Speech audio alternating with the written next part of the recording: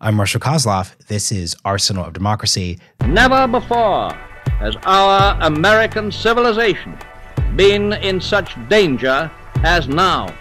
Danger against which we must prepare. But we well know that we cannot escape danger by crawling into bed and pulling the covers over our heads. We must be the great arsenal of democracy. This week, my Hudson colleague Luke Coffey joins to unpack all things U.S. aid to Ukraine. We go into the politics and policy of the U.S. approach to the war. And, of course, we go into what the path looks like moving forward. 45 out of 50 states export more to Europe than they do to China. And when we're exporting a product or a service to Europe, that's an American job. And this is only possible because of the economic prosperity in Europe that has been a result of stability and security across the continent, which the United States has played a key role in providing since World War II, and which Vladimir Putin right now is trying to undermine. So if this war in Ukraine goes badly and it spreads across the continent, we could potentially have economic consequences that not only impact Europeans, but the American worker when it comes to jobs, our export market, and our bank accounts. Hope you all enjoy this conversation.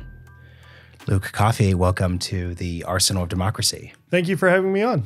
Yeah, I'm glad to chat with you. I've really enjoyed a lot of the short form memos you've put on this topic, and it's interesting to kind of take those all together and put them into a long form podcast. So let's start here. As of today's recording, we're coming out of a avoided government shutdown, but that funding did not include additional Ukraine aid. So what would you say the state of play is at a broad level?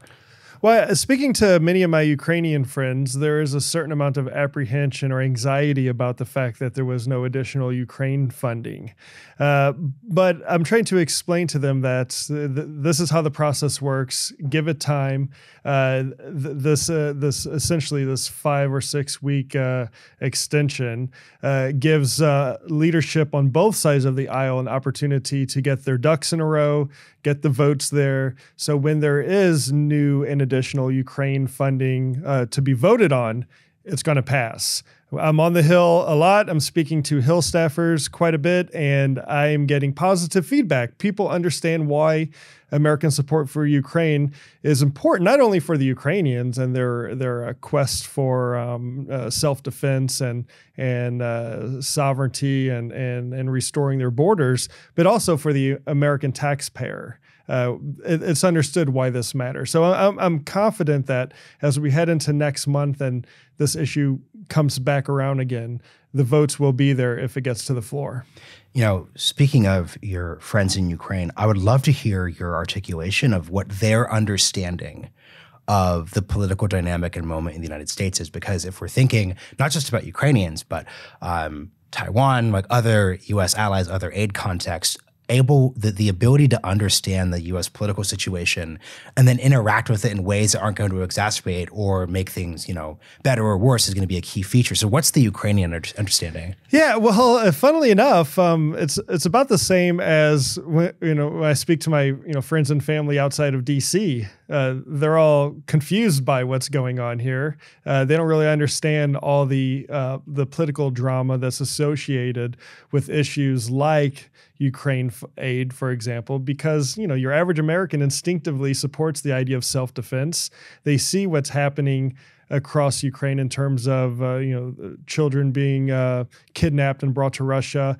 Every night, Iranian drones attacking Ukrainian cities, the Ukrainian towns being leveled. They understand instinctively that we should be helping the Ukrainians in self-defense, but they're probably confused as to what is really going on about this possible shutdown. What is a CR, a continuing resolution? So I get the same message by my Ukrainian friends. They're confused by the situation. Perhaps they're confused for different reasons, but they just don't understand how something so clear-cut can be so confused Russia invaded Ukraine, not the other way around. Russia is the aggressor. Ukraine is the victim. Ukraine is our friend. Russia is our adversary. To many Ukrainians, these seem to be very clear-cut points. To many Americans, I suspect, these are clear-cut points. So I think everyone is just confused why the swamp wants to play politics with something that seems to be so clear-cut and fundamental to U.S. national interests. So let's speak to the context that's really defining the Ukraine funding debate. So Ukraine's counteroffensive. Would love an update there. You've written on this a bit, but I think that'd be a good place to start. So right now, Ukraine is in the middle of its large-scale counteroffensive to take territory back that the Russians took from them going back to 2014, but specifically since February of 2022. This counteroffensive is thought to have started sometime early June, but no one really knows precisely when these things start. We've all seen too many Hollywood movies when we believe that, a military attack happens when, some guy shoots a pistol in the air and then the tanks start rolling. That's not how this works. But it's been going on for several months now. Now, I believe that expectations were too high from the very beginning by most people. I've been writing and trying to explain since early spring of this year that this counteroffensive will take months. Progress will not happen in days. There will be tactical victories. There'll be tactical defeats. But at the end of this counteroffensive process, we need the tactical victories to outnumber the tactical defeats. And that's how we'll be able to determine whether or not it was successful. I was, telling people if you can't stomach watching U.S. supplied Bradley armored fighting vehicles burning, if you can't stomach watching German Leopard tanks burning in Ukraine, then stay off Twitter, because this is bloody business and the Ukrainians are sacrificing a lot to restore their borders. And check back in November or December to see if this has been a success or if this is heading in the right direction. Don't expect quick results. So that's where we are now. We are seeing some progress being made in the south of Ukraine, in Zaporizhia province. And what the Ukrainians are trying to do is divide essentially the Russian forces. So a big chunk of Russia's military forces don't have that direct land connection to the Russian Federation. Have they made progress? Yes. Has it been slow? Yes. But, we're dealing with a situation where the Ukrainians don't have air superiority.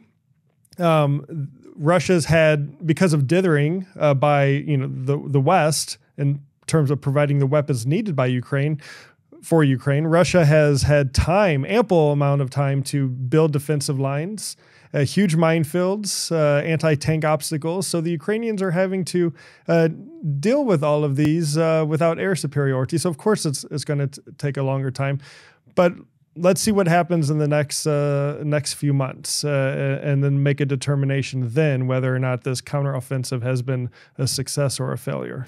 I'd love for you to speak to the expectations management aspect of this, because your point about expectations being too high is well taken. I remember back in June, David Ignatius at the Washington Post wrote a headline saying, like, this is Ukraine's D-Day. And as a non-expert, I'm not looking at this level you're looking at, I instantly, though, was still like, man, that's a bad idea.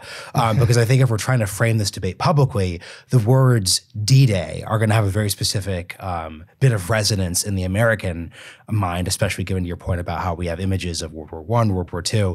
And I think setting the expectation of D-Day, I think, was setting an expectation of how quickly this would go, the specific dynamics would go. Obviously, the Normandy campaign went on to July 1944, so it wasn't quick and instant, but it did set, I think, expectations too high. So what would your suggestion be to outside analysts, writers, even politicians who are trying to recognize the need that a lot of American supporters would rightfully want progress? How do you balance these things together? This war will be measured in years.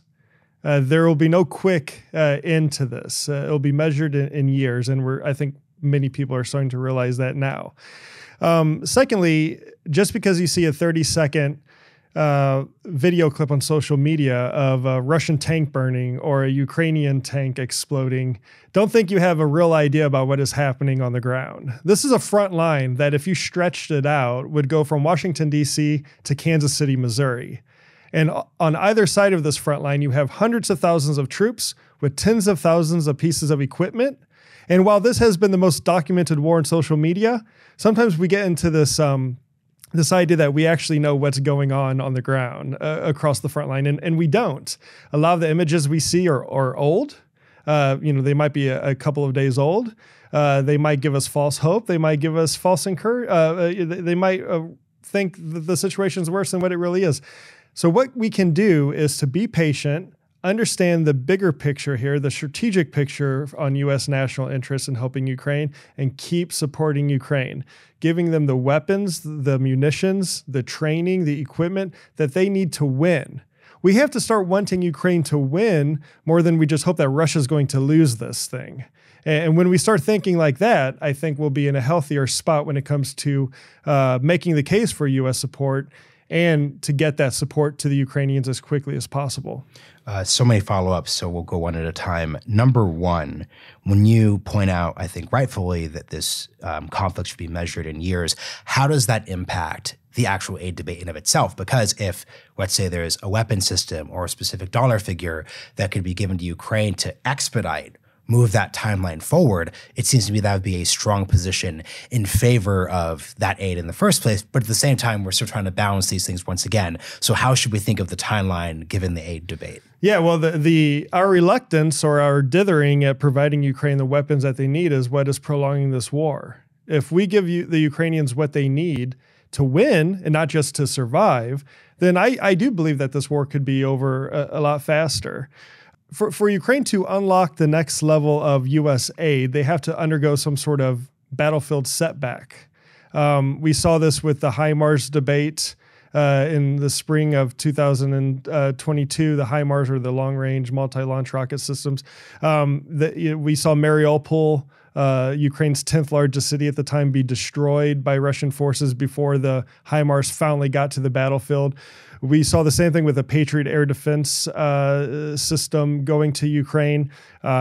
Ukraine had to undergo almost nightly air attacks in the fall of 2022 before we finally agreed to provide Patriot air defense missiles. And then it took several more months before they could even be used, because these are complex systems that Ukrainians have to train on. And the same thing with, the main battle tanks, the Abrams or the Leopards or the Bradley infantry fighting vehicles.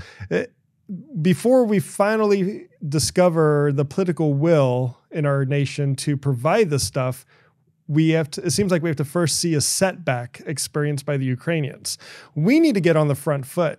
We need to take the initiative here and give the Ukrainians what they need to win, and we need to do this in an expedited way. The Ukrainians have shown very able and very capable at learning how to use these weapon systems. They want to use these weapon systems for their national defense, and we should be providing them. So I think we could place skeptics of Ukraine aid in kind of three different, probably unfair but useful for a podcast category. So third category that we're just not going to really engage with is just genuine disinterest in Ukraine's cause. Category two would be people who I think in good faith, maybe you think in bad faith, but let's assume good faith for the sake of the conversation, just not in the U.S. national interest. China, whatever. And then finally, there's the group of people who support Ukraine, have supported past Ukraine, but are afraid of escalation. And that seems to me to be the biggest, it seems to be the defining mentality probably in the White House. And, in Congress, it's probably delaying the munitions and weapons and systems that you think are requisite to a victory. So what do you say to the people who are in the escalation fear category? Well, we have seen repeated claims of accusations that Russia will escalate, and they have not materialized. The only thing Russia really has left now to do is use a nuclear weapon, which no one wants to minimize the impact of that. But you can see some of these cities in Ukraine, and they're so destroyed, Russia might as well have used a nuclear weapon. And the only thing missing is the radiation in terms of the amount of devastation. And let's not forget that nuclear deterrence is a two-way street. The Russians have to understand that if they do use a nuclear weapon, that the consequences would be grave. And while the administration may not want to communicate that publicly, they very well they better be communicating that privately to the Russians. But take this issue with ATACMS. ATACMS are the long range ground to surface missiles that many have been advocating for Ukraine to get. They pack a big punch, big explosive. They can travel about 190 miles, so they can hit targets pretty far away, right? The administration has been reluctant to give these to the Ukrainians for a number of reasons, but their main reason is that the escalatory nature of it. If we give these to the Ukrainians, they may be able to hit Russian targets in Crimea, but there was concern that the Ukrainians would hit Russian targets in Crimea. This would be overly provocative to the Kremlin, and then they would escalate, possibly with nuclear weapons. Then we saw what the British and the French have done by giving long-range air-launched cruise missiles to the Ukrainians, the Storm Shadows. The listeners might have heard this in the press recently because they've been used to destroy, Russian submarines, Russian amphibious assault vehicles. They hit the naval headquarters in Crimea very successfully. And we didn't see this escalatory response by the Russians. So then the White House was saying, well, we don't need to provide these ATACMS because the Ukrainians have already been provided the Storm Shadow by the British. So now that's the excuse that, well, they've already been provided this capability, so why do they need it from the United States? Now, anyone who knows just a little about how these weapons work on the battlefield understands why the ATACMS is a lot different from the Storm Shadow. But I make this point as an illustrative one to show why this White House is particularly concerned, and in my opinion, unnecessarily concerned about this escalation issue. There's very little more that Russia can actually do right now against the Ukrainians, and we should give the Ukrainians the tools to end this war. They're the ones fighting and dying, not Americans. The Ukrainians don't want American boots on the ground. They just want the weapons to have a fairer fight to defend their homeland. And I think we should respect that, and we should provide them the weapons that they need. When you say end this war, and this is where this gets difficult, how do you/we in the United States define victory, and how do the Ukrainians define victory? Yeah, well, I've been critical of the White House on the slowness of some of their responses to providing Ukraine some of these advanced weapon systems. I think the White House has been very good in terms of giving Ukraine a lot of assistance, a lot of weapons, but I think they've been slow, and I've been critical of that. But one thing where I think the White House has been unfairly targeted or criticized on is this notion that somehow President Biden can define victory for the Ukrainians or give a strategy towards victory. Americans aren't fighting in this war. The Ukrainians are fighting. So only the Ukrainian president and the Ukrainian government and the Ukrainian people can decide how far they want to go, what victory is, how much they're willing to sacrifice and suffer to achieve these goals.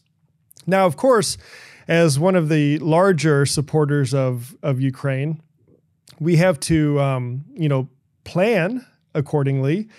So we should have planning assumptions that allow us to plan on how we give aid to Ukraine and the types of weapons we give to Ukraine.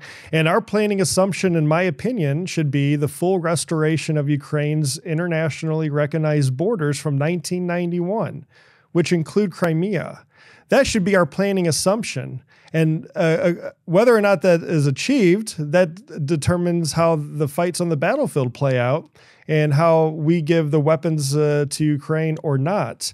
But it's up to the Ukrainians to ultimately decide what victory is, and we should be supporting them along the way. But even if tomorrow President Zelensky woke up and said, look, we've lost half of our economy because of this war, Tens of thousands of young men and women have been killed. Hundreds of thousands more have been wounded. We can't go on as it is right now. We have to get some sort of negotiated settlement to this conflict.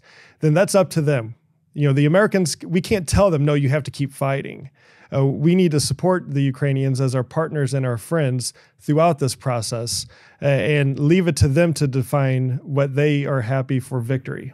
Yeah, it seems that, to kind of build on what you just said, the frustrating part for me is just that there's a broader sense of victory that I think the administration has failed to define, in the sense that, like, let's look back to 2022. The expectation was that the Ukrainians would not be able to stand up to Russia in the slightest. If you look at the biggest strategic objectives, the rejection of the literal existence of a Ukrainian state, there's most certainly a Ukrainian state now. So I think there is a difference between tactical strategic victory on the battlefield and just a broader stakes definition. Because you see, on Twitter, maybe we're all too much on Twitter, but you see this discourse of Ukraine's lost, the counteroffensive isn't working. It's like, by the standards of what actually launched this war, this seems to be a victory to me, especially when you weight a nuclear-armed power against their neighbor, which is obviously non-nuclear with no U.S. boots on the ground. Well, the Ukrainians have taken back, I think, just over 50% of the territory that was captured by the Russian invasion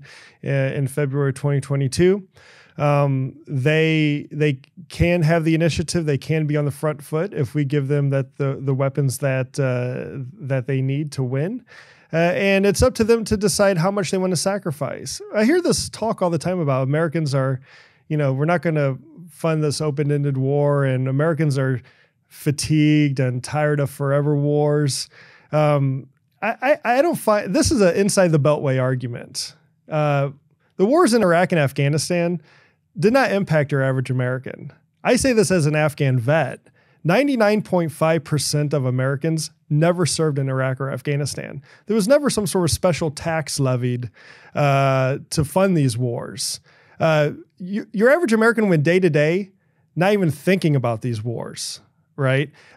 So the idea that we're going to be tired of supporting the Ukrainians with just weapons and munitions and financial support without any U.S. soldiers involved, frankly, I find laughable. And if we think we're tired of this war in Ukraine, imagine how Ukrainians feel. They're the ones that are sacrificing and dying and fighting every single day. So for what is pennies on the dollar, the United States is allowing this country to survive, potentially allowing this country to be victorious, and at the same time dismantling the conventional armed forces of the Russian Federation, which is one of our top adversaries on the world stage, all without an American pulling a trigger or getting shot at. So this is why I think when it comes back to how this is communicated, what the expectations are, I think we need better leadership from the top, explaining to the American people why this matters, how we can easily afford it if we choose to. Because when we don't communicate this, when this isn't explained, then you have a vacuum created that's filled by the anti-Ukraine crowd. Yeah, and I especially appreciate you answering that last part, because obviously to a certain degree, there's still a bipartisan majority in favor of supporting Ukraine, but the skeptics have been able to make some gains. It seems to me the skeptics are making gains, not in the who cares about Ukraine sense, not in the we have no interest here sense, but in the almost meta-political sense, in the sense of, okay, so there's all this focus on Ukraine, but there are all these problems here.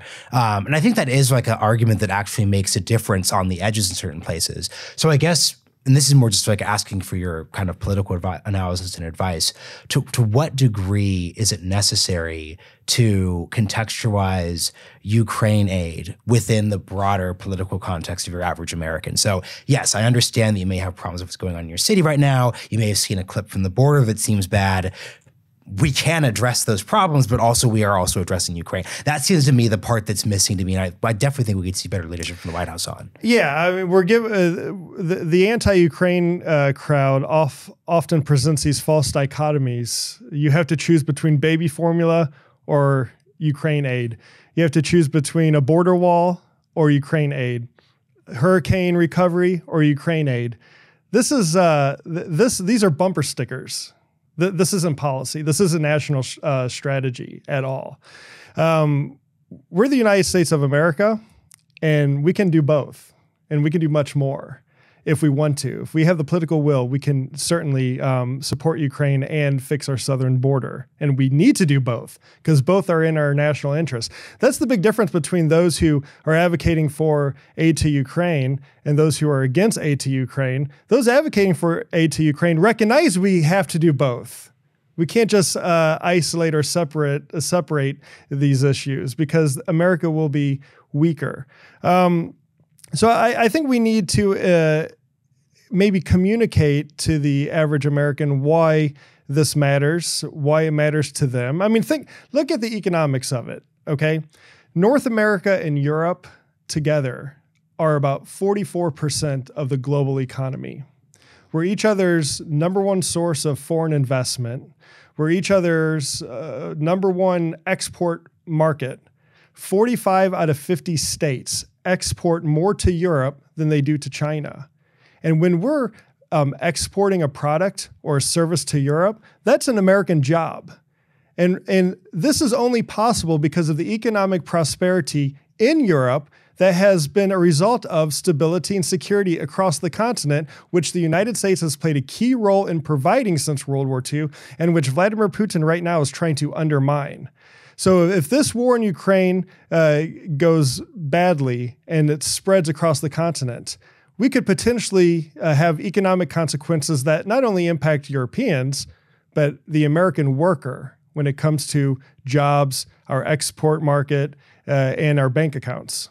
You're bringing to mind another Ukraine skeptic argument, which is essentially the point that, all this talk of the war spreading, of Putin's broader ambitions, that's all basically, domino theory. It's always just kind of wave that away. I think what makes that argument awkward to make in October of 2023 is they're making that argument after the past year and a half of support. So in the sense that after we spent a year and a half supporting the Ukrainians, after Europe started taking these issues more seriously, the threat of Putin has decreased, which from my perspective seems to support the Ukraine aid argument. After degrading the Russian military, the threat of Russia's ability to invade broader Europe has decreased. So can you just kind of, because that seems to be an awkward combination. I get making that argument in October 2021, for good or for ill, but to make it now after the successful aid policy just seems to be disingenuous. Well, you look at what Russia's been doing over the past 30 years around the region. They invaded Georgia in 2008, and they still occupy 20% of Georgia's territory.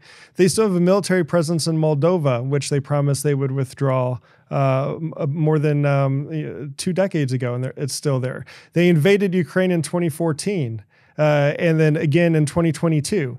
They have played the crucial role in propping up Bashar al-Assad, which has allowed his destabilizing across the Levant and the Middle East, and the use of chemical weapons against Syrian civilians and the deaths of hundreds of thousands of Syrians. Russia has enabled this activity. Russia right now is a 21st century country with 19th century ambitions. It sees itself as an imperial power. It sees itself as a colonizing power. You can't describe what's happening in Ukraine in any other way other than colonization and ethnic cleansing and genocide. They're trying to erase the Ukrainian language, the Ukrainian culture, the Ukrainian history, rewriting the Ukrainian history, and we can't pretend that Russia, if only we could just open the door and extend our hand to the Kremlin, we could all get along. Nothing since Vladimir Putin has come to power in 1999, nothing has shown that he can be a trustworthy partner for the United States.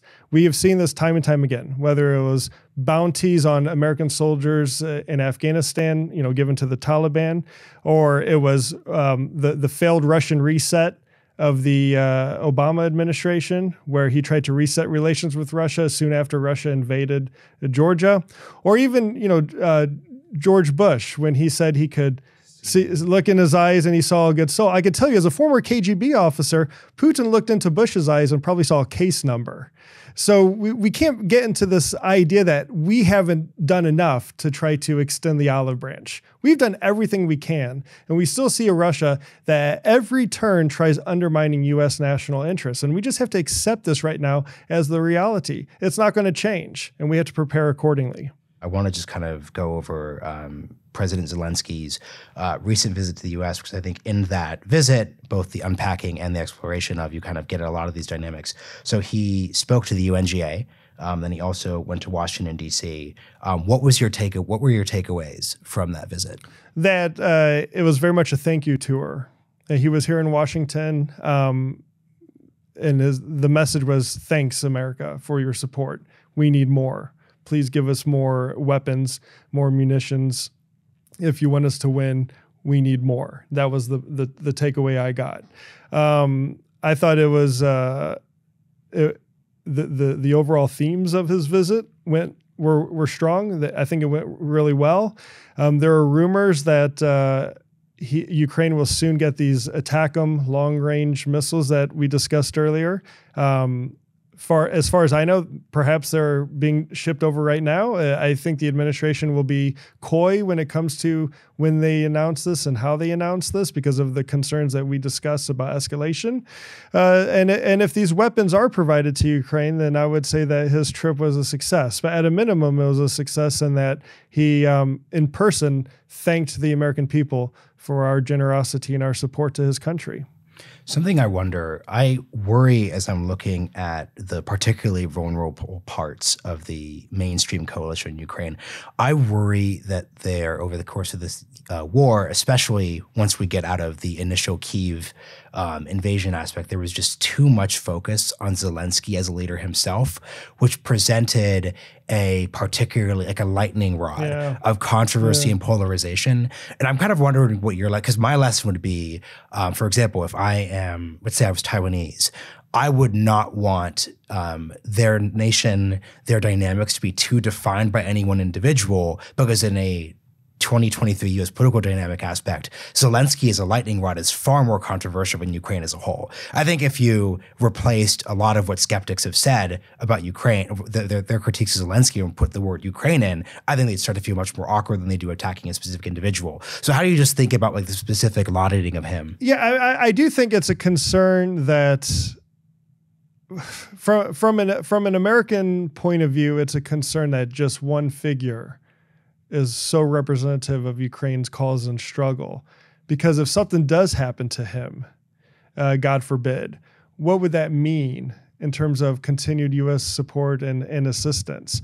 But you have to, this is just an acknowledgement of the reality. He could have easily fled, though, especially after what we saw just 6 months before in Afghanistan. And let's not forget that when Russia invaded in February, 6 months before, the world was watching Afghans fall off the wheels of C-17s departing Kabul. The West had already taken one strategic defeat, and Russia thought they were going to deliver the second one. And he stood with his ministers, with his advisors, holding out a smartphone, filming a selfie recording, saying that we are here. We're not going anywhere. And those 3 words, we are here, have probably been the most consequential 3 words spoken in the 21st century. It completely changed the dynamic of the Russian invasion and the overall security of the transatlantic community. And it showed true leadership. So I understand that there are some opponents of Ukraine aid in America who want to use these tropes about Zelensky, that, you know, he's corrupt, that his wife is buying villas in south of France and all this other nonsense, because they have to use these fake arguments to make their case because the facts don't support their case. Zelensky is a heroic hero in the eyes of the Ukrainians. And he'll go down in history as one of the great statesmen, I have no doubt in my mind. But ultimately, it's up to the Ukrainian people to decide if they want him as their president. Is he a good leader? Because as with all politics, it's a lot more than just the big stuff. You know, the Ukrainians are worried about putting food on the table, their children going to school, access to health care. like, many Americans worry about these issues as well. So all politics are local, as they say. And ultimately, that will be the case for President Zelensky. But right now, he has shown himself to be a very strong and powerful leader. And for some reason, this kind of triggers the anti-Ukraine crowd to see this like strong leader on the national stage sticking up against the Russians and defending his homeland. I think, and this is genuinely one of the anti-aid arguments I do not understand. Putting aside my personal values, the argument that, because to your point, Kabul, huge strategic and narrative defeat for the United States. I don't understand how we could have had a defeat for Ukraine, a lack of interest in Ukraine. I don't see how those two strikes essentially would have led to this magical word where we say, okay, in light of Kyiv and Kabul, we're now going to get serious about Taiwan. I actually see things going the exact opposite, because once again, this is the thing, and this is what makes this debate so fascinating. It's policy, but it's also politics. And from a political perspective, I just don't see any appetite for getting serious about Taiwan if you had a disengagement towards Ukraine. Absolutely. And people fail to remember the geopolitical context of February 2022. Had Kyiv fallen and the Ukrainian government been ousted and a Russian occupation force been instilled across the country, today you would be having an expert on East Asian security sat in my seat today talking about China's invasion of Taiwan. That would have been the third strike against the West. And thankfully, I think Beijing is viewing what is happening in Ukraine and probably having some second thoughts about how ready or willing they are right now to act militarily against Taiwan. And these are why these issues are connected. Prime Minister Kishida of Japan has said very publicly that the security of Eastern Europe and East Asia are linked. It's no coincidence that when President Xi of China visited Moscow earlier this year, the Prime Minister of Japan was in Kyiv that same week. Russia and China are partners on the global stage. Anything we do to weaken Russia indirectly weakens China. And China's watching how we respond with our aid and assistance to Ukraine because it has its eyes on Taiwan. So a stronger and more victorious Ukraine will ultimately equal a stronger and safer Taiwan. These issues are connected. How you can make an argument that they're not connected, I cannot simply understand. But there are plenty of people that are around town who will say that Ukraine is a distraction. We need to be focusing on Taiwan.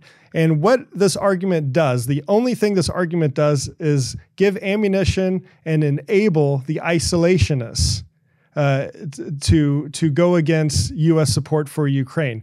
Because do you really think that if China invades Taiwan, that these same people, these isolationists who are against us just providing weapons to Ukraine will all of a sudden support sending America's sons and daughters to Taiwan to fight China? Of course they wouldn't. So again, this goes back to my earlier point. To be a serious nation, you have to have serious policy prescriptions, and we have to do both. We can deter Chinese aggression against Taiwan, and we can continue to arm Ukraine. We can do both of these while fixing our southern border and making sure that those families devastated by natural disasters are looked after and taken care of. We can do this. We just need the political will and we need the leadership at the top to make this happen. Yeah, just two things to note before we get into the myths. One, this is why I broke the skeptics of Ukraine aid into three different categories, because on the one category, you have isolationists / the I don't cares. Two, you have the we have to marshal our resources strategically. I've said this to multiple people who I'd put in the two camp. They do not understand that the isolationists will abandon them on Taiwan. Of course, the second, in a heartbeat. Like every single argument that they use.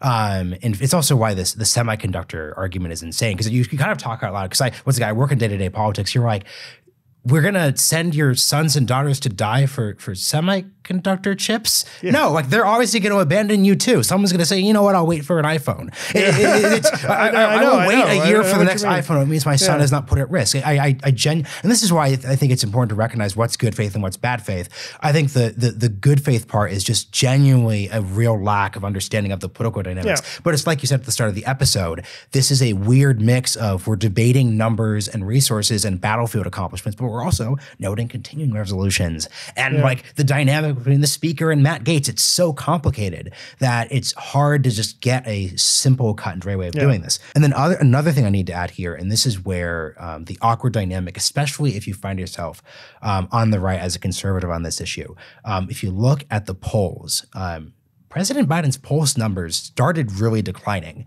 after the withdrawal from Kabul. Exactly. On that week, you can watch it. On that very week, so that the same American people, and once again, this is how politics is complicated, there was support for, ending forever wars and withdrawing, but it was such a disaster withdrawal that the poll numbers went down. Yeah.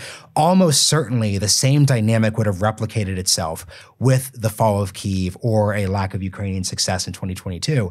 Does anyone think that a Biden administration hobbled by two specific devastating poll results would have then pivoted to taking Taiwan seriously? Yeah. No, and that's why I think conservatives are in this weird place, because on the one hand, for a variety of reasons, they could be dissatisfied with the Biden administration, but they're just not in the driver's seat at an executive branch level here. So you find all these kind of awkward arguments where you take it doesn't actually make any sense. Is a Biden administration in 2022 going to take Taiwan seriously if Kyiv falls? Yeah. The answer is almost certainly no. So let's close by just going through a memo that we'll link in the show notes.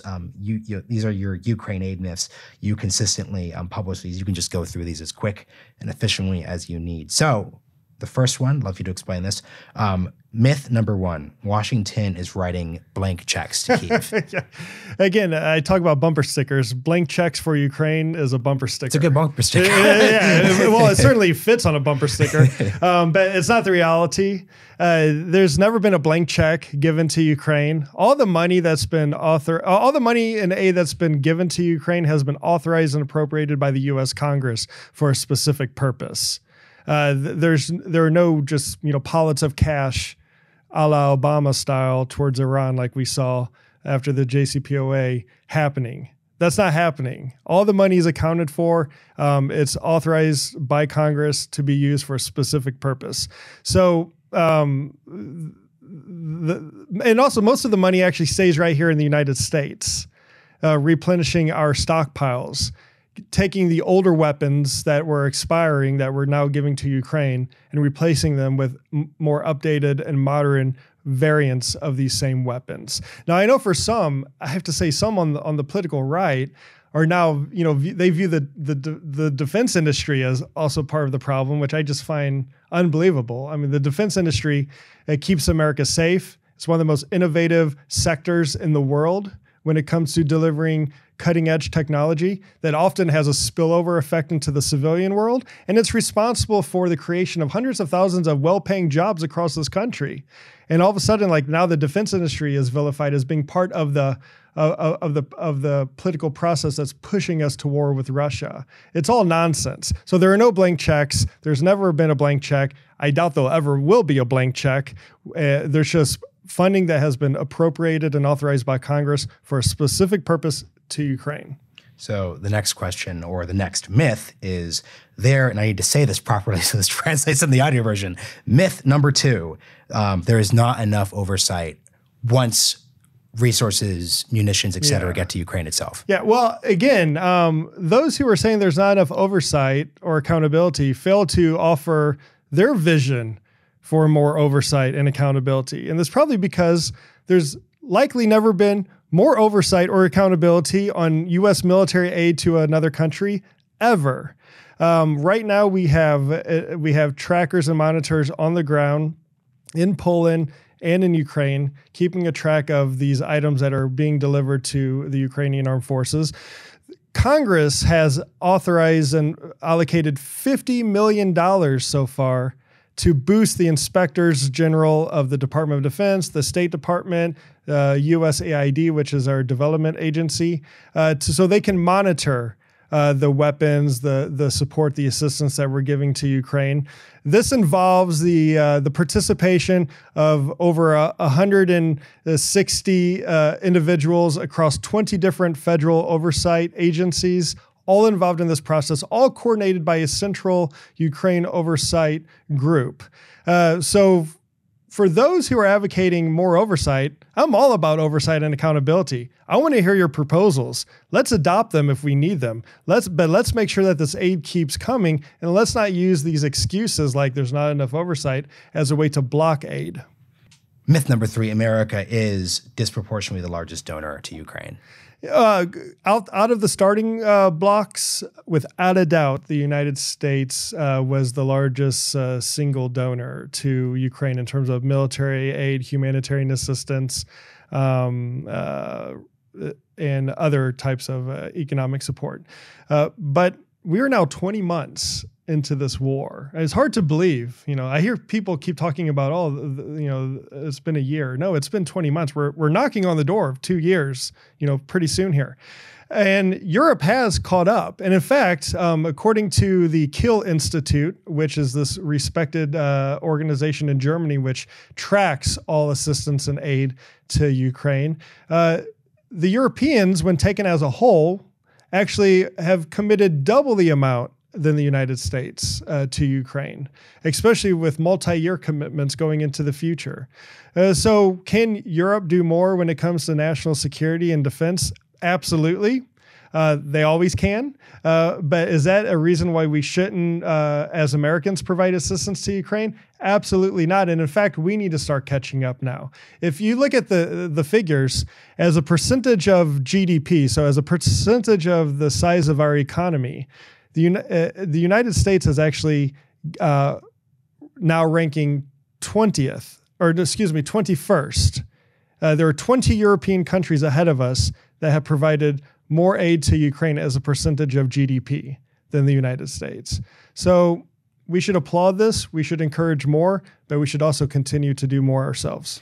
Out of all these myths, this one is actually the most fascinating to me because it's actually the one which I think is probably the most good faith. As in, I think if you probably polled skeptics, supporters, they would say, oh yeah, almost certainly the United States is giving a disproportionate amount of the aid. It seems to me that the reason for that gap of perception versus reality is this is just a huge narrative violation. Like it seems if we're looking at post-World War II history, Europe stepping up to the level that they're stepping up in the data sets is just so not the norm that we probably just have a blocker. So how do you address the information other than doing podcasts well, like it's this? Getting better. So on this specific issue, it was difficult at first to figure out what countries were providing what aid because each country has their own system of governance on how they allocate and authorize and appropriate funding.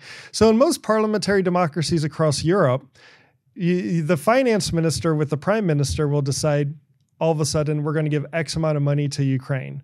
Whereas in our presidential system of government here, where Congress appropriates and authorizes funding, the Congress is allocating, voting on huge blocks at a time to give to Ukraine. So you're in a way comparing apples and oranges.